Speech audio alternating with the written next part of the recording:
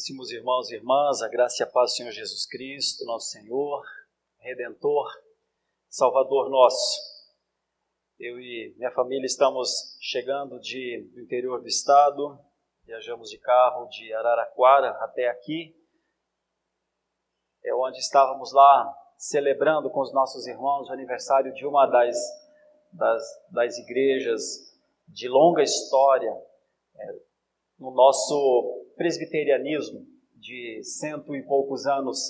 A igreja presbiteriana de Araraquara, assim como outras, comemoram 100 e poucos anos. Essa em especial, 140 anos, assim como também outras igrejas. Parece-me que deve estar entre a 8ª ou a 9ª igreja presbiteriana mais antiga do Brasil. E retornar para estudarmos a palavra juntos é sempre motivo de grande alegria para nós, ainda mais vivenciando tempos como estes, tempos em que as suas igrejas, as igrejas do Senhor Jesus Cristo, em especial porque trabalhamos dentro do presbiterianismo, se mantêm em meio a grandes lutas muitas vezes, mas historicamente são mantidas pela graça de Deus, para que sejam ali naquela cidade ou no bairro em questão, um farol verdadeiramente para iluminar.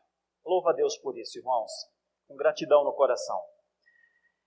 Vamos ler um texto que está em João, Evangelho de João, capítulo 2, versículos 13 a 22. Quando faço alusão por igrejas que o Senhor tem mantido para a sua glória, estou querendo enfatizar o zelo do Senhor por sua palavra, por seu testemunho, por sua glória mesmo. Estou querendo enfatizar o cuidado do Senhor que faz com que até mesmo quando nós pervertemos ou deturpamos coisas simples, coisas que aparentemente seriam indeturpáveis, mas ainda assim o Senhor, com a sua graça, opera preservando. Por isso citei esta igreja e outras igrejas, e poderia citar a nossa igreja aqui em Santo Amaro, que acabou de fazer aniversário também, e tantas igrejas por este Brasil afora. Nossos pastores que aqui estão são convidados a pregar e a celebrar sempre com muitas igrejas neste Brasil afora, sejam elas presbiterianas ou de outras denominações. Estando próxima a Páscoa dos judeus, subiu Jesus para Jerusalém e encontrou no templo os que vendiam bois, ovelhas e pombas, e também os cambistas assentados. E tendo feito um azorrague de cordas, expulsou todos do templo, bem como as ovelhas e os bois. Derramou pelo chão o dinheiro dos cambistas, virou as mesas e disse aos que vendiam as pombas: tirai daqui estas coisas, não façais da casa de meu pai casa de negócio. Lembraram-se os seus discípulos de que está escrito: o zelo da tua casa me consumirá. Perguntaram-lhe, pois, os judeus: que sinal nos mostras para fazeres estas coisas? Jesus lhes respondeu: destruí este santuário e em 3 dias o reconstruirei. Replicaram os judeus: em 46 anos foi edificado este santuário, e tu em 3 dias o levantarás? Ele, porém, se referia ao santuário do seu corpo. Quando, pois, Jesus ressuscitou dentre os mortos, lembraram-se os seus discípulos de que ele dissera isto, e creram na Escritura e na palavra de Jesus. Meus caros, eu quero começar a pensar aqui nesse texto com os irmãos, primeiro, querendo lhes ajudar a entender do que o texto não fala, ou o que o texto não é. Texto como esse, textos assim, normalmente são muito usados para muitas coisas na igreja, e nem sempre eles poderiam ser usados para isso. Por exemplo, Jesus faz uma defesa do templo de tal maneira, tão enfática, que muitos acham que essa é a defesa que tem de se fazer da igreja, do templo físico da igreja. E que ali dentro daquele templo físico, nada, absolutamente nada pode acontecer de errado, porque erros dentro da igreja são considerados de ônus dobrado, ou dobrados. Porque a igreja é lugar santo, a igreja é campo santo. E isso é um erro, porque não tem nada mais santo em uma igreja como a nossa do que temos na nossa casa. Não tem absolutamente nada neste lugar que faça deste lugar um terreno mais santo, porque nós não dividimos o sagrado e o profano. Isso é uma teologia católico-romana, não nossa. A nossa é que tudo é sagrado. A nossa é que tudo é lugar para adorar. Todos os lugares são lugares para que homens e mulheres reconheçam a Deus, adorem-no. E se eles não puderem adorar, porque muitos não, ou são escolhidos, mas ainda não sabem, ou nem escolhidos são, mas ainda assim eles precisam viver dentro das leis deste que tudo fez e arroga para si mesmo este poder, e esta honra, e esta glória. Então, isso é uma dessas coisas que o texto não está dizendo.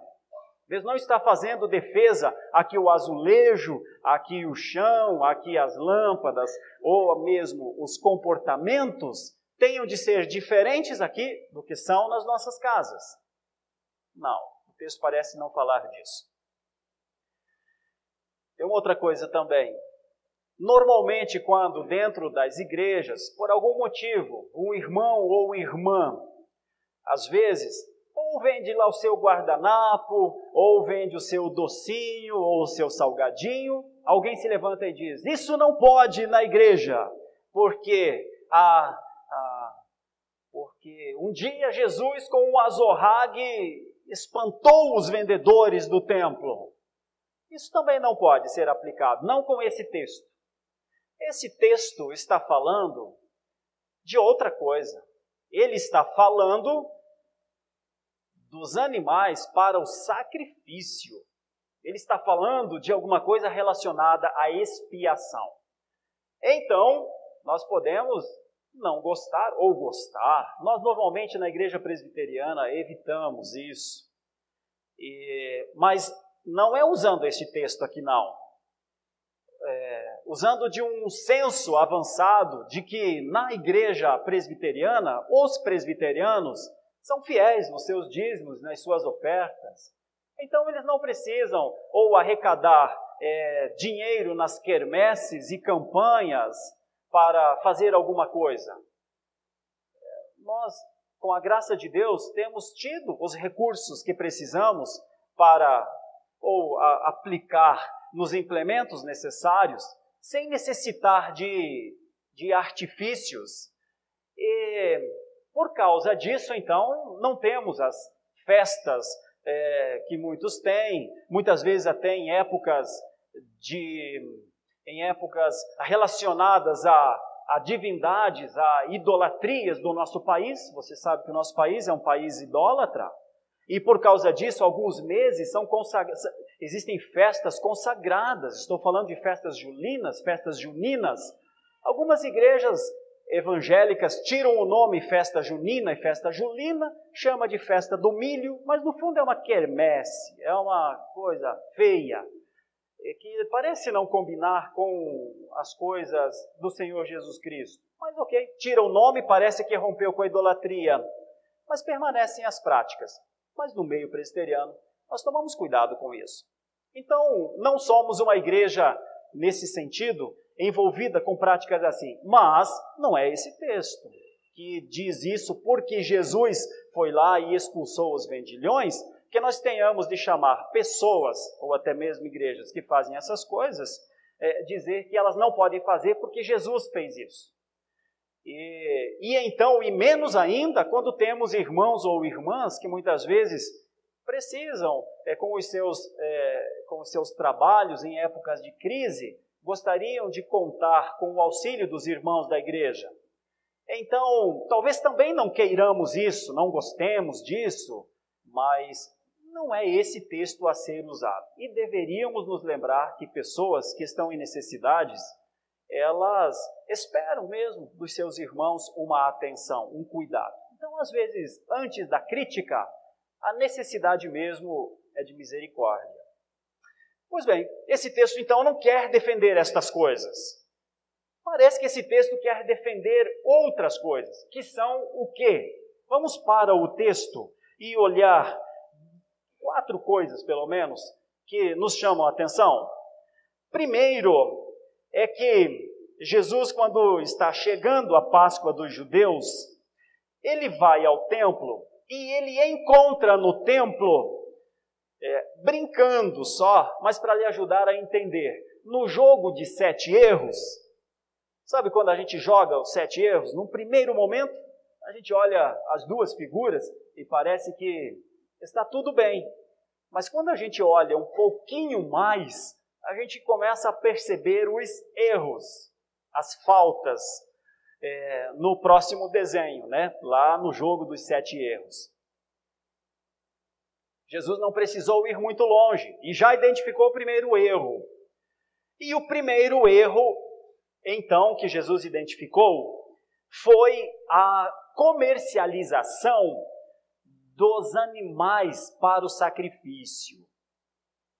As orientações, desde os períodos mais antigos, desde o estabelecimento da Páscoa, em Êxodo 12, dos versículos 1 a 7, depois, dentro das leis que o povo de Israel recebeu, cuidar de um animalzinho para que ele fosse o seu sacrifício, o sacrifício pelo seu pecado, o sacrifício pela expiação dos seus pecados, isso estava deturpado. Então Jesus identifica o primeiro erro. As pessoas não deveriam chegar aqui com os animais para oferecer ao sumo sacerdote, aos que cuidam de todo o trabalho de expiação, os seus animaizinhos. Por que tem um comércio aqui, uma loja de animais aqui? É que as pessoas já não obedeciam mais a Deus. Então, por não obedecerem mais, por não criarem mais os seus animaizinhos, elas traziam o recurso financeiro, os denários, provavelmente, e compravam. Então, por que criar, cuidar, ficar ali uma vida inteira olhando no olho do carneirinho, olhando no olho do outro animal? Por quê? Se poderia guardar-se algum dinheiro, chegar lá em Jerusalém e comprar dos mercadores, lá no templo mesmo, não é? Mas essa é uma situação que começa a despertar em Jesus a ira, como o reverendo Daniel falou enquanto conversávamos há pouco no gabinete. Tanto é que o tema da nossa meditação é a banalização da piedade. Jesus começa a perceber a banalização da piedade quando ele percebe que o erro está lá atrás. Já não tinha-se mais o entendimento que a dor e o sofrimento pelos nossos pecados iriam para cima daqueles animaizinhos e no final eles seriam mortos mesmo. E ainda mais, agora lá no templo, então nós temos estes animais. Onde estão esses animais? Eles estão no pátio ou no átrio dos gentios, diz outro texto relacionado a essa passagem, que parece ser um bloqueio a um testemunho que Israel tinha que dar aos povos. Israel ainda é o Israel. Jesus ainda está no meio do seu povo. E Israel, o povo de Israel, ainda tinha um testemunho a dar. o culto, a adoração, o compromisso, o zelo para com as coisas de Deus. Mas Jesus não vê isso neles. E vê outra coisa, vê ainda uma obstrução aos povos da redondeza. Ou seja, se o gentio quisesse entrar nesse momento, nessa Páscoa, para adorar a Deus, neste lugar não poderia ser. Porque o povo judeu obstruía este lugar. Então, parece que Jesus é tomado de uma angústia interna e faz o que o texto nos mostra. Então, arruma alguma coisa como uma corda e começa, obviamente, a expulsar estas pessoas deste lugar. Derruba as mesas, diz o texto, vira as mesas e também aos que vendiam pombas. E diz uma das frases que então mostra o que é que esse texto quer dizer. Por que é que esse texto fala disso? Tirai daqui estas coisas, não façais da casa de meu pai casa de negócio. Essa é uma das primeiras preocupações de Jesus aqui. O templo, ainda que num período transitório, mas o templo no Antigo Testamento sempre representou a presença de Deus. É bem verdade que nós temos uma sequência. A sequência começa lá no início, no Éden. Então nós temos depois o tabernáculo, agora nós temos o templo e depois teremos a igreja. Esse é um período de transição, é o período do templo. Mas ainda, no meio, no entendimento geral, Deus está no templo. A presença de Deus se faz através da cátedra de Moisés, da leitura do livro, da leitura do Antigo Testamento. Isso acontecia tanto nas sinagogas, o povo de Deus espalhado, quanto onde tivessem judeus adorando a Deus. Homens tementes a Deus também faziam isso. Bom, o que o Senhor Jesus identifica, então? Que tem mais um erro aí. A casa do Senhor virou, sim, uma casa de negócios. E isso parece mostrar a ira de Deus quando a sua casa começa a se confundir, mais ou menos como aquela cola chamada araldite, eu acho, que ela vem com dois tabletes, um de uma cor mais escura e um com uma cor mais clara. Não vou me atrever a falar quais são essas cores, mas são cores diferentes, isso eu sei. E elas se juntam, e a amálgama daquelas duas substâncias gera uma cola.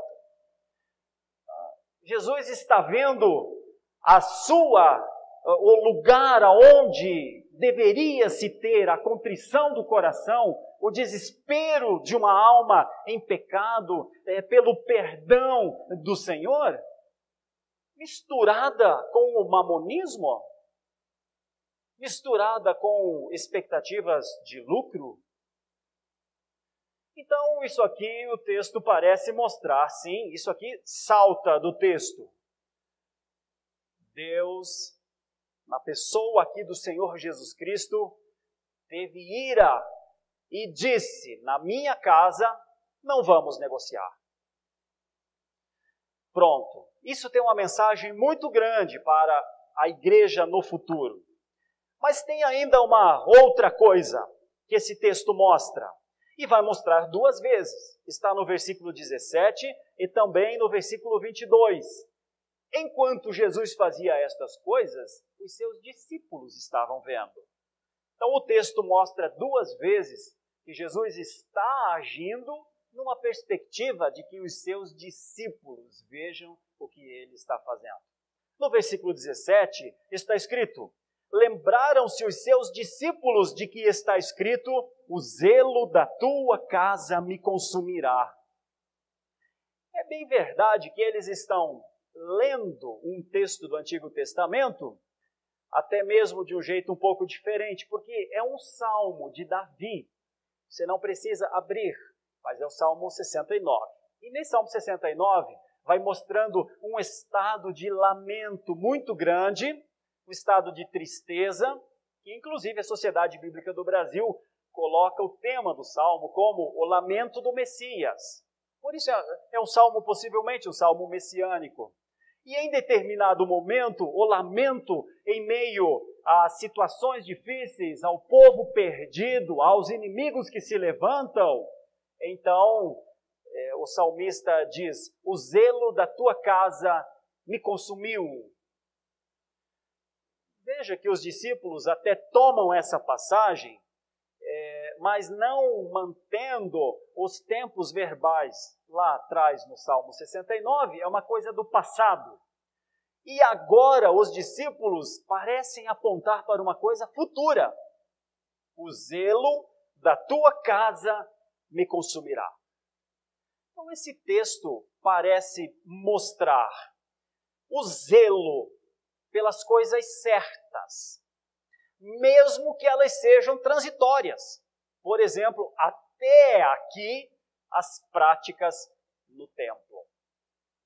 Só que inaugura-se um novo tempo. E este novo tempo começa, então, a nos conectar, ou parece que nós somos alcançados neste novo tempo. Versículo 18. Perguntaram-lhe, pois, os judeus: que sinal nos mostras para fazeres estas coisas? Ou seja, qual é a tua autoridade? Quem você é de verdade? Do que você é feito? Mostra a tua essência. É uma pergunta perigosa para se fazer a Jesus. Eu não sei quantos de vocês acompanham basquete americano, mas quem acompanha sabe que eles estão nas finais lá.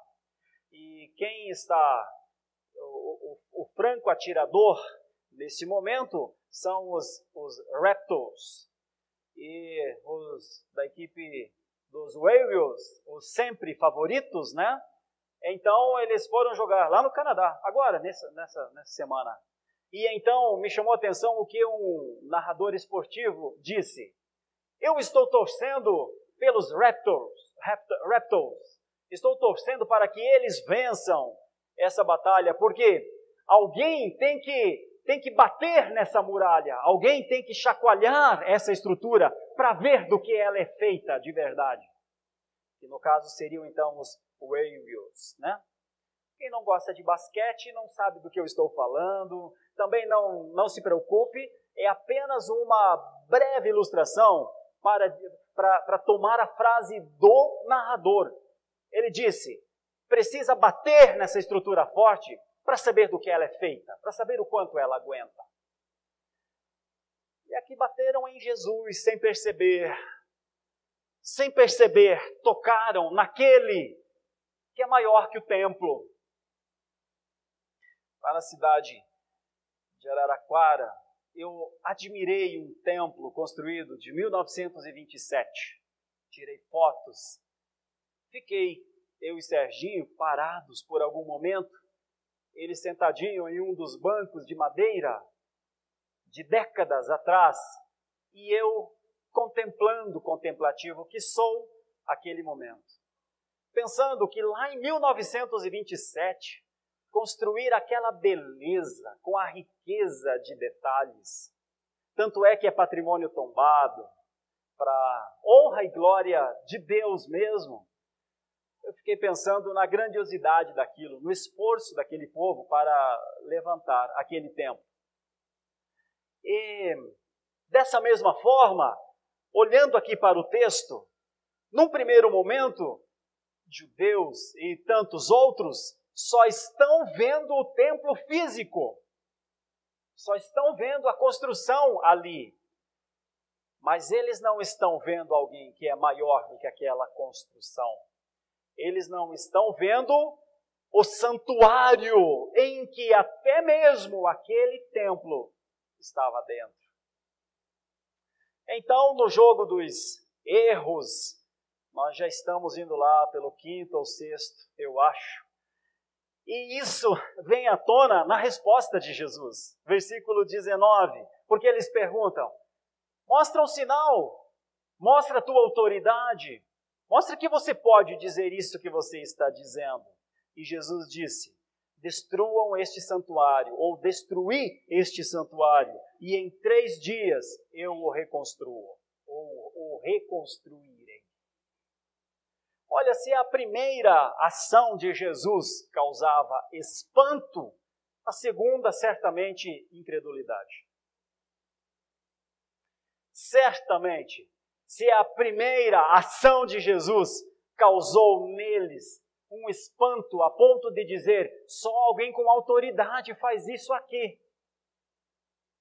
Mas eles olham e ele não é nenhum fariseu, ele não é nenhum superintendente, ele não é nenhum soldado romano, ele é o filho de José e o filho de Maria. Então eles, num primeiro momento, questionam a autoridade daquele que não quer que a sua casa seja considerada uma casa de negócios. Mas em outro momento, eles ficam pasmos quando ele diz, eu levanto um santuário de novo. Aqui tem uma diferença de palavras, é verdade. No versículo 14, no início, está escrito, e encontrou Jesus no templo. E a palavra templo, aqui, na língua original, ela tem uma forma, uma grafia. E agora, quando Jesus diz, destruir este santuário, a palavra não é a mesma, a palavra é outra. A palavra, mas ela está explicada aqui no texto de maneira muito simples, porque o próprio autor fala no versículo 21, né? Mas eles não entendem isso. Quando Jesus fala, derrubem o santuário e eu levanto em 3 dias, eles continuaram a achar que Jesus falava do templo. Mas Jesus já falava do santuário. Então aqui nós temos uma mudança de perspectiva. A primeira perspectiva é a perspectiva das práticas da aliança até então. Mas Jesus agora está apontando para outra coisa. Ele não está apontando para as práticas transitórias da aliança, a expiação temporária anual pelos pecados. Ele não está apontando mais para o exercício e o cuidado dos bois e das vaquinhas. Já passou isso aqui. Ele já não está mais brigando com os vendilhões, ele já os expulsou de lá. Ele não está mais preocupado se era por 1 denário ou por 3 denários, porque já não há mais nada. O átrio dos gentios está liberado de novo. O que Jesus agora quer dizer é que tem um futuro pela frente e esse futuro passa por ele. E é aqui que Jesus aponta, então, para o que aconteceria a ele. Mas os judeus continuam a achar que ele está falando de coisas passadas. Por exemplo, o templo. E eles fazem esta pergunta, então, né? Em 46 anos foi edificado este santuário. E tu em 3 dias o levantarás? Então, percebam comigo uma sequência. O lugar físico era o templo.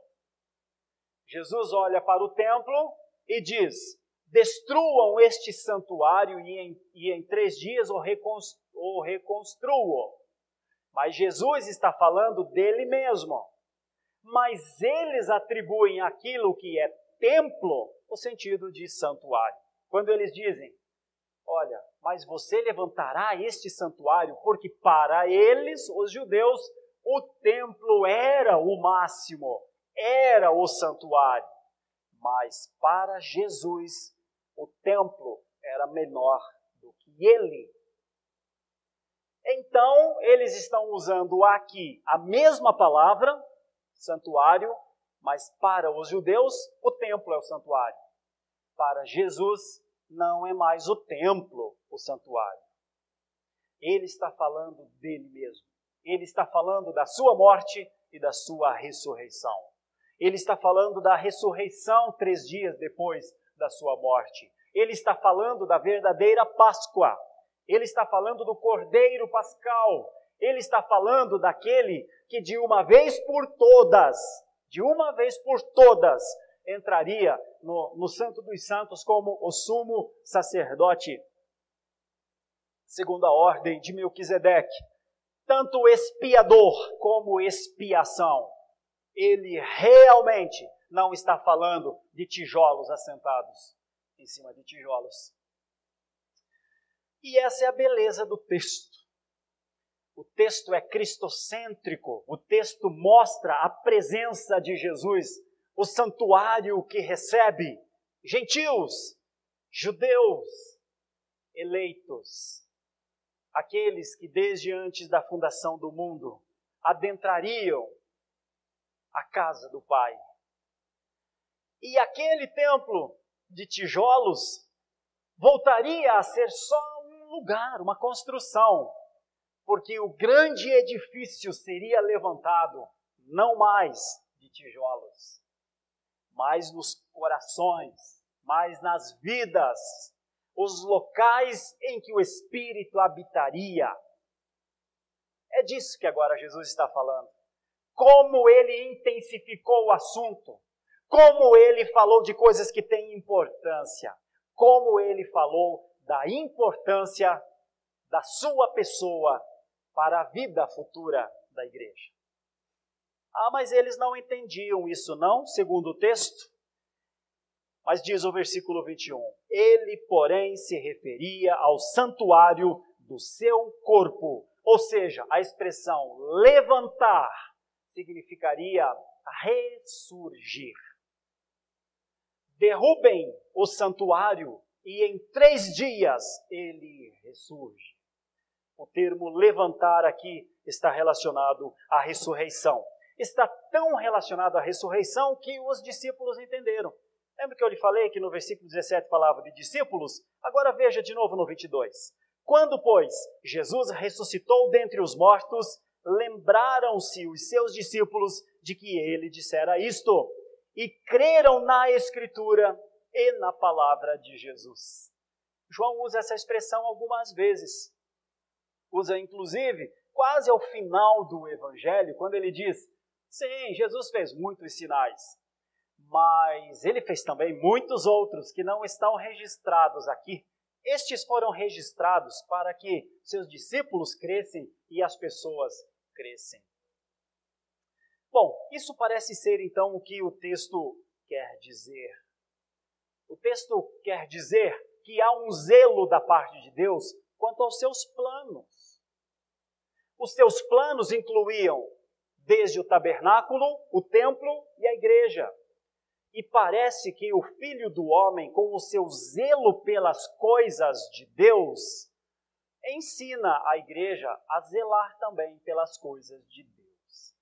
O que são as coisas de Deus, meus irmãos? O que importa para a igreja é o nosso espaço físico, que é uma bênção, lindo este lugar. Mas se eu estou dizendo que não tem nada mais santo neste lugar do que a sua sala de casa, então o que é que verdadeiramente importa neste lugar? Irmãos, importa a vontade de Deus. Porque Deus continua a zelar por seus planos. Deus continua a se importar com a missão da igreja.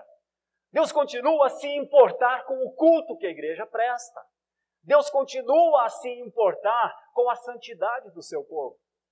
Deus continua a se importar com a compreensão, aquela ação do Espírito Santo que vai convencendo o ser humano dos seus pecados, dos seus juízos e leva ao rubor da face, muitas vezes, de um homem sozinho que lamenta ser quem ele é, que chora de dor, porque o que ele quer fazer, ele não consegue fazer, mas justamente aquilo que ele não queria fazer, que ele se propõe a não fazer, que ele diz para as pessoas que agora ele não fará mais, mas logo ali, ele faz de novo.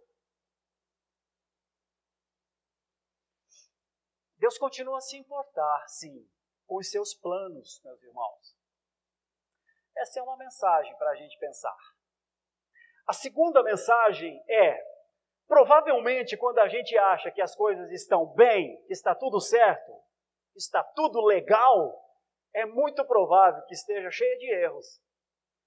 Porque os nossos olhos, talvez viciados em fenômenos naturais, têm dificuldades para compreender o agir de Deus, o seu poder e principalmente o seu Filho em tudo. O que os judeus não viam era que Jesus era maior que o templo. O que os discípulos talvez não poderiam ver era que ele era sim o santuário de Deus e que dentro deste santuário inúmeros templos como aquele coubessem. Só talvez, haja o risco, a possibilidade de irmãos nossos serem presbiterianos, mas muito presbiterianos mesmo. Mas quando se trata de ver o Cristo no presbiterianismo, o Cristo na história da Igreja Reformada, o Cristo ressurreto depois dos 3 dias por causa da sua promessa e do cumprimento, o Cristo no centro de todas as coisas, porque Deus fez tudo para Ele, inclusive nós. Então todos os ídolos teriam de ser deixados para longe. E toda e qualquer ideia de uma possível idolatria deveria gerar em nós um imediato ajoelhar, colocar o rosto no chão, um lamentar e um pedir, uma súplica por arrependimento. Uma das coisas que eu li há alguns dias, eu vi que foi atribuído a John MacArthur. Eu não sei se é uma frase dele, mas a frase, se for dele, amém, e se for de qualquer outra pessoa, amém também, porque a frase é muito boa. Nos dias de hoje, se trabalha muito com libertação, porque o culpado é sempre o diabo. Então sempre tem que libertar a pessoa do diabo. Então tem culto de libertação, mas não tem culto de arrependimento de pecados. Então muitas igrejas trabalham com a ideia da libertação, porque parece que o problema não está no ser humano. O problema não está no crente. O problema está no diabo. Então a gente vai e expulsa demônios. O problema então passa a ser o demônio. Mas a teologia reformada não diz que a vida, o exercício, o trabalho da igreja protestante é este. Porque se Cristo não expulsá-lo, se antes Cristo não expulsar, não é um pastor gritando que o fará. Não são frases feitas que são superiores ou são mantras que o demônio treme. Ai, meu Deus, que medo que o demônio tem dos crentes. Não, Senhor. Se Cristo não fizer essa obra, homem nenhum faz. Pois bem, então, mas nos dias atuais é muito mais fácil colocar a culpa no diabo. Mas nós presbiterianos não pensamos assim. Pode até ter um ou outro presbiteriano que pense, mas não todos os presbiterianos. Por isso nós não temos essas práticas. Um ou outro pode ter, mas como denominação não. É preferível ter momentos de arrependimento por nossos pecados, por nossa adoração não ser ao Senhor como o Senhor quer, por não nos importarmos com a sua glória, por não lamentarmos, não saber o que o Senhor quer muitas vezes, por cultuarmos da forma que nós queremos, sem nos importar da forma como o Senhor Deus quer a adoração. Por essas coisas nós deveríamos ter sim momentos de arrependimento. Não cultos de arrependimento, porque o culto é só ao Senhor, mas momentos de oração, reuniões de oração, para nos arrependermos dos nossos pecados. Isso sim. Eu conclamaria, inclusive, aos pastores, talvez, da nossa denominação, que tenham perdido essa noção e tenham trabalhado com essa ideia de libertismo, a abandonarem as suas práticas más, pecaminosas, vergonhosas e afrontosas.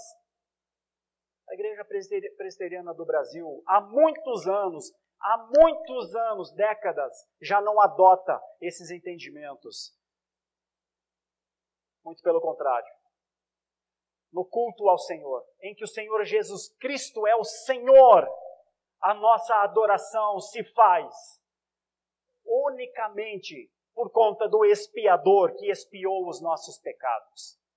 E então a nossa adoração é simples, o nosso culto é simples, só tem um tipo de culto. E nesse culto nós temos não mais do que uma oração, a leitura das Escrituras, alguns cânticos, não muitos, bíblicos. Os cânticos de hoje são cânticos que todos têm a pessoa do Senhor Jesus Cristo, porque a mensagem fala de Jesus Cristo.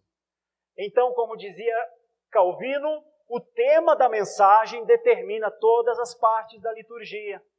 Por isso a nossa liturgia hoje, pautada nessa palavra, a banalização da piedade, nossas canções são todas cristocêntricas. Para que Cristo seja visto, para que Cristo seja adorado, para que nossas almas sejam levadas àquele estado de necessidade real, para que não nos enganemos conosco mesmo. Porque é muito fácil ver os erros na igreja, ver os erros nos outros. Difícil é ver os erros em nós. Difícil é dizer, olha, se eu fosse mais santo, essa igreja poderia ser melhor. Se eu fosse mais fiel, quem sabe essa igreja poderia fazer mais missões, plantar mais igrejas. Se eu fosse mais santo, quem sabe as pessoas poderiam olhar para mim e ver o Evangelho de Jesus em mim.